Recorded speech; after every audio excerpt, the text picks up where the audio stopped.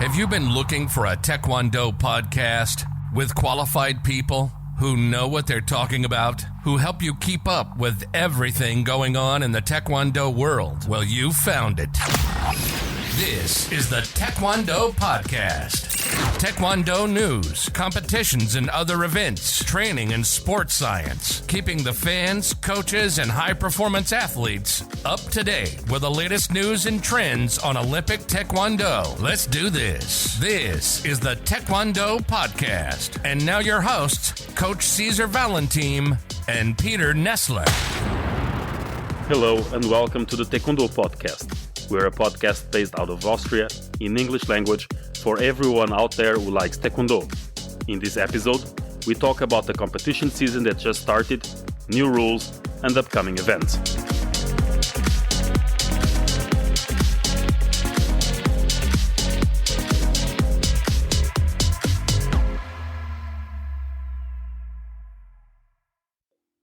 Welcome to our podcast. I'm Coach César Valentim, and with me is Coach Peter Nestler. Hi Peter, how are you? I'm fine, thanks, César. Nice to have you here on the podcast. The podcast is 1 month old now, and people are reaching out with some very positive feedback and some amazing suggestions. I'm happy that we are reaching such a broad audience. Regarding the competition season that just started, the calendar had some changes. The World Championships are set for Cancun, US Open was cancelled, Fujairah Open just started, Turkish Open was wrapped, incredible participation number, should I say. Now we get a huge amount of events in Europe. Some adaptations to the competition rules are foreseen. There are some rumors about the new rules and some new formats also to be expected. What do you think this season is going to look like? I think it's getting quite crowded. Now we have the latest decisions on the World Championships in Cancun, Mexico, in later this year. We also have a location for the Junior Championships. So the calendar is filling up, especially in the first half of the year. It's quite full. So will be a difficult season because there is not much time for rests. What do you think? I think it's a positive to know that the calendar is being filled with events. PA2 just announced also the Pan-American events. The African Para-Taekwondo Championships already took place. And I think that between that and the events that are open events, plus university events, all these events that were pushed from 2020 and 2021 to this year, to 2022, makes the calendar quite challenging. I don't even expect most teams to have off-season. Yes, I think the thing you mentioned about delay of some events to next year or next season will stop this year. So 22, we will get into normal pace, and 23, all things will run quite normally. But it brings us to a very crowded season, that's sure. The competition season being only these events all the way to, let's say, first trimester of 2023, without much rest, how do you think most national teams will manage? Will they build up a B team to qualify and give some rest to the athletes, or will they push the same teams for the couple of years? We already see some bigger nations building up B teams, as you call them.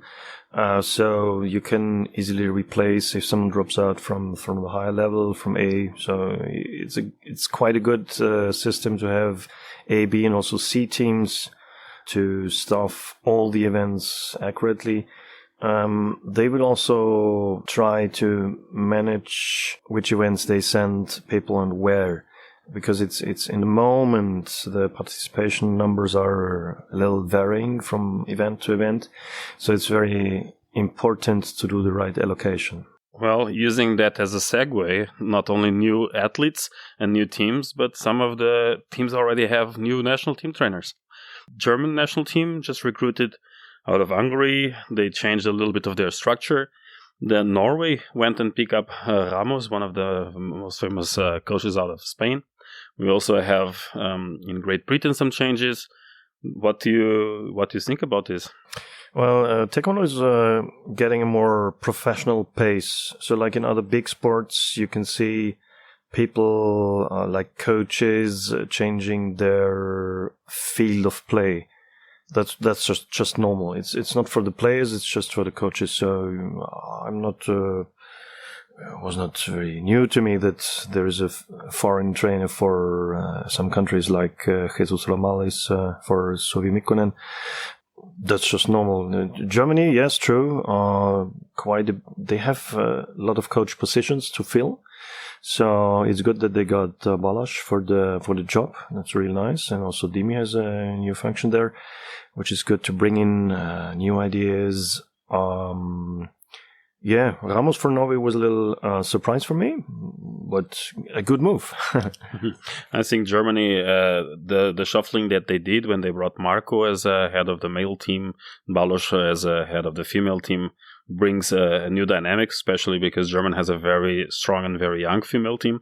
Balos has, of course, experience. He was in US and he's been with Hungary. He was in Greece, so he has quite a good background and pedigree with the female athletes.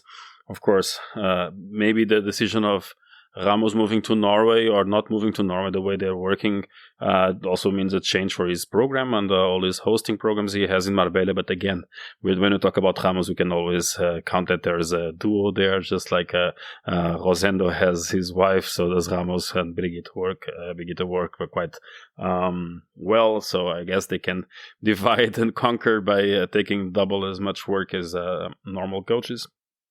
Big surprise for me was the changes in Australia, how Australia changed from Karim. They had a trainer for the last few years before the pandemic. Then they had isolation during the pandemic, and now they bring a Korean coach. And I think it's the only team that recruited a Korean coach. Do you see that that's the new trend, that people are getting more into European coaches and most of this Western sports science approach than the traditional sports science approach? Well, it's just a follow-up of the latest years where we could see that Europeans are reaching more and more medals in big events like Olympics. They had, I don't know how many gold medals, but quite a lot. And also, if you see the full medal score, obviously in the moment, Europe's coaches are doing fine. So that's just a normal reaction that those coaches are getting hired. Yet most of the biggest powerhouse in Europe right now is Russia, with the most medals at the Olympics, with the amazing participation. Every time they go to a competition, they go with the regional federations, but also at the national level, they're very, very strong. You usually said a friend of mine from Russia once said, the athletes you see are just the peak of the iceberg. We have a very big base, and that's how we managed to bring so many good athletes to the high performance level. Is it a language barrier, cultural barrier, or do you think the Western world is not yet ready to recruit coaches out of Russia? It's part of the politics they have there. So Russians very seldomly go abroad. They're doing an excellent job, as we see in the Kyrgyz sector, but also in all other Taekwondo sectors. They have a huge structure. They have really a massive amount of athletes there, and they're doing a fine job, as you could see by the medal scores. But they don't, I don't know if they don't like to go abroad, but they don't do it. They just don't do it. They just want to keep their Russian way.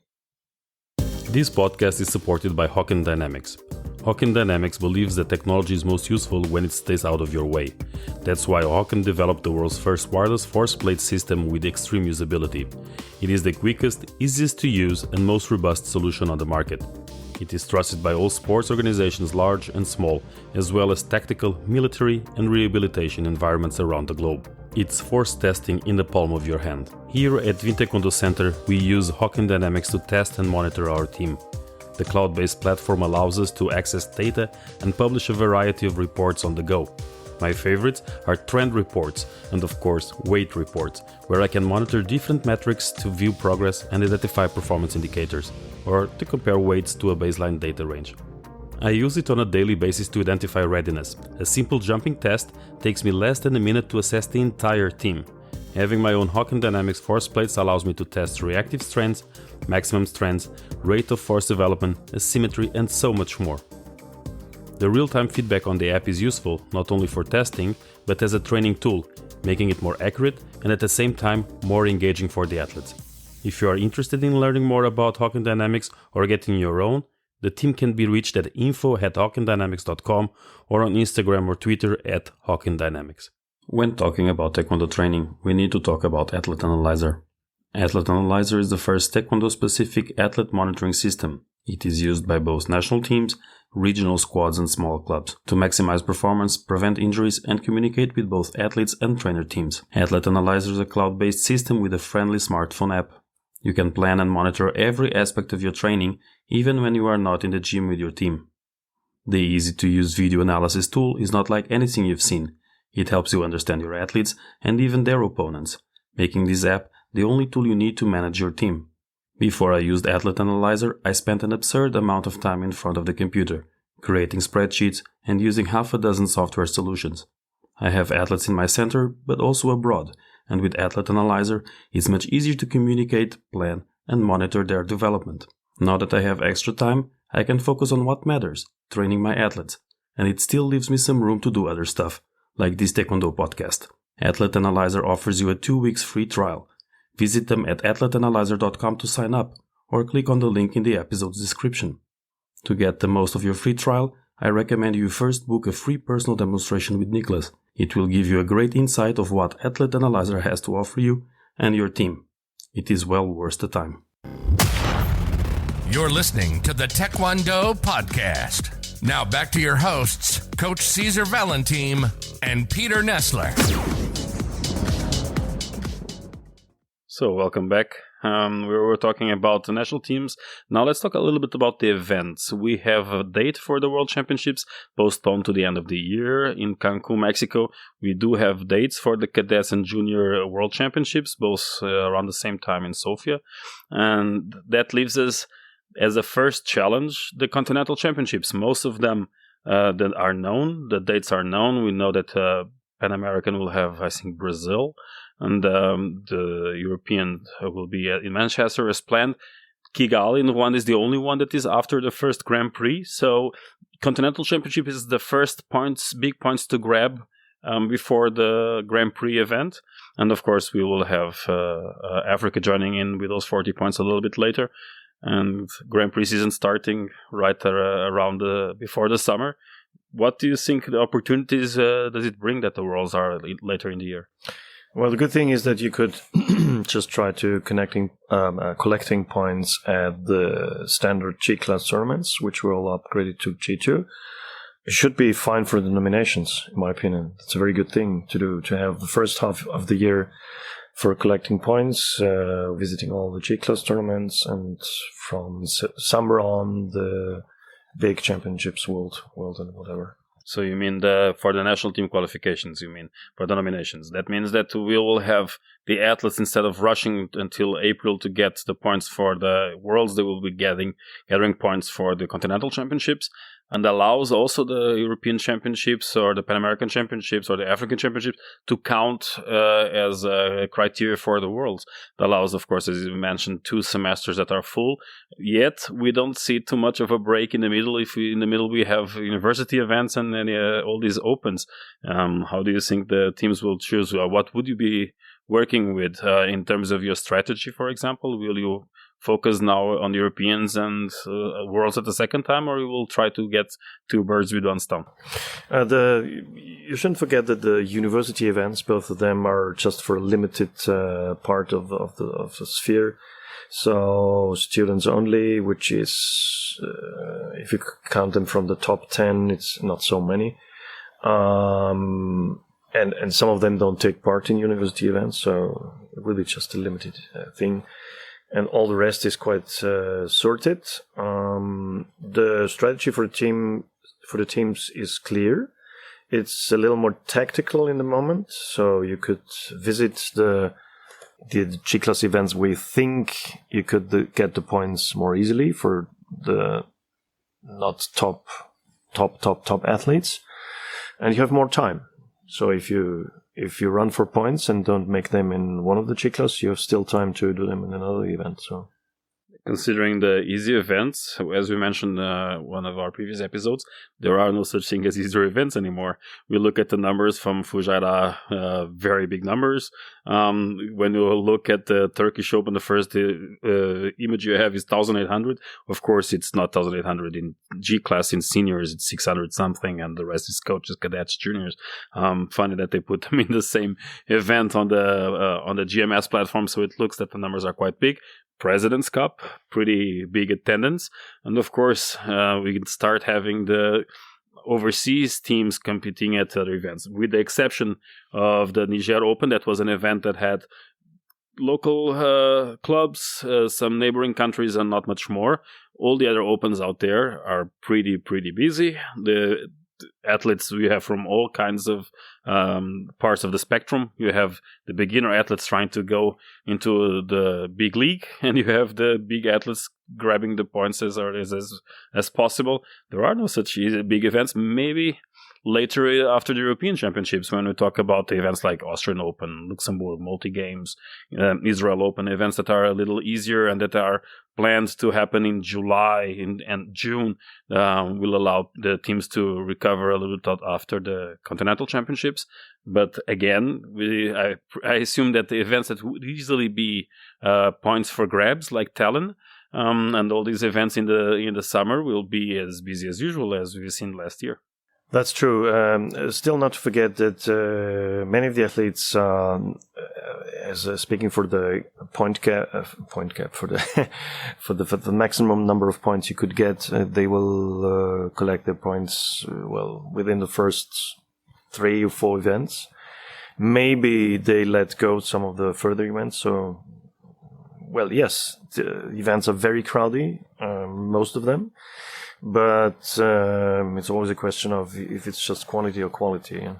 We have rumors that new rules are coming out. Nothing big, no big changes. Mostly about the Grand Slam. Do you think we were gonna have something in the middle where they will try to implement the rules, or they will wait until the World Championships? It was told that there will be a general assembly in Goyang in April during the Pumse World Championships.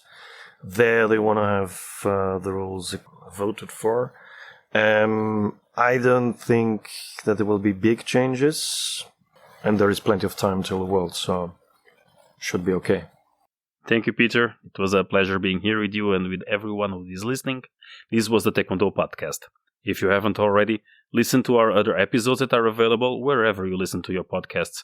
We are releasing new episodes every Tuesday. Stay tuned, subscribe to the podcast, leave us a positive review, and share it with your friends. See you next time.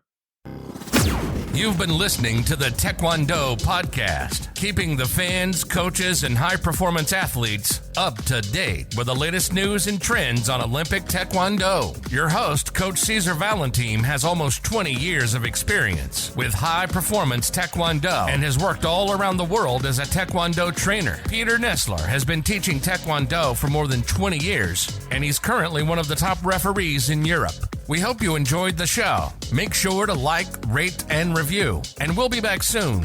But in the meantime, find us on Instagram at Taekwondo Podcast, on Facebook at Taekwondo Cast, and the website taekwondopodcast.com. See you next time.